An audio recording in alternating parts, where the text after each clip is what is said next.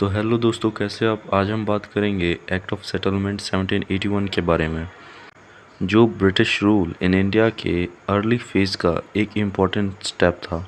इस एक्ट ने regulating act की कुछ प्रॉब्लम्स को सॉल्व करने की कोशिश की।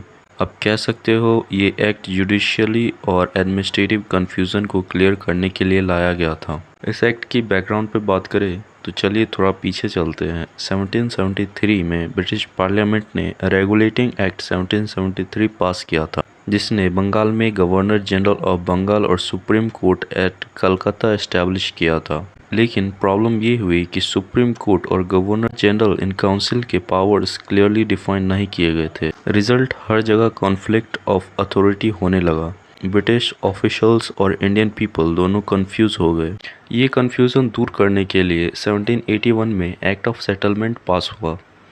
इस एक्ट की मेन प्रोविज़न पे बात करें तो पहला था limitation on supreme courts jurisdiction. Supreme court का जुरिस्डिक्शन क्लियर डिफाइन किया गया। कोर्ट का अथॉरिटी सिर्फ कोलकाता सिटी तक लिमिटेड कर दिया गया। इसका मतलब कोर्ट अब पूरे बंगाल, बिहार, ओडिशा पर रूल नहीं कर सकता था। प्रोविंशियल काउंसिल और गवर्नमेंट के ऑफिशियल एक्ट पर कोर्ट इंटरफेयर नहीं कर सकता था। सेकेंड प्रोविज़न पर बात करें तो ये था कंपनी सर्वेंट्स प्रोटेक्टेड। इसमें कहा गया ईस्ट इंडिया कंपनी के सर्वेंट्स अपने ऑफिशियल ड्यूटी के दौरान सुप्रीम कोर्ट के जुरिस्डिक्शन से प्रोटेक्टेड हो गए।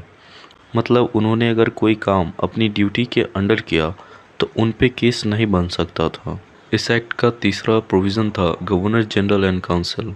इसमें कहा गया गवर्नर जनरल और काउंसिल के डिसीजन को वैलिड एंड ब्लाइंडिंग डिक्लेयर किया गया। इनसे उनकी एडमिनिस्ट्रेटिव पावर और क्लियर हो गई। इस एक्ट का फोर्थ प्रोविज़न था Indian law and customers recognised. एक इम्पॉर्टेंट चेंज ये था कि Indian laws, customs and usages को रिकॉग्नाइज किया गया। सुप्रीम कोर्ट को ऑर्डर दिया गया कि इंडियन लोगों के केस में उनके पर्सनल लॉ जैसे हिंदू लॉ या मुस्लिम लॉ फॉलो करे।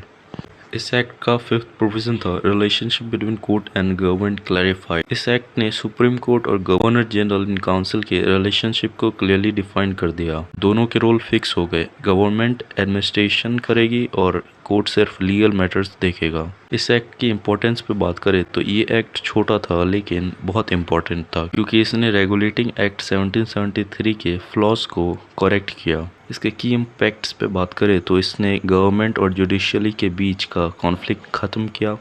ब्रिटिश एडमिनिस्ट्रेशन इंडिया में थोड़ा ज़्यादा स्टेबल किया। इसने फ्यूचर एक्ट्स के लिए बेस क्रिएट किया, जैसे पिट्स इंडिया एक्ट। इस एक्ट के कंक्लूजन पे बात करें तो दोस्तों, एक्ट ऑफ सेटलमेंट 1781 ने ब्रिटिश इंडिया के अर्ली जुडिशियल सिस्टम को डायरेक्शन दी। इसने गवर्नर जनरल और सुप्रीम कोर्ट के बीच पावर स्ट्रगल को एंड किया और एक बैलेंस सिस्टम एस्टैब्लिश किया। ये एक्ट ब्रिटिश रूल के उस फेज का सिंबल था जहां उन्होंने सीखा कि इंडिया में रूल करने के लिए लोकल लॉज और कस्टम्स को समझना जरूरी है।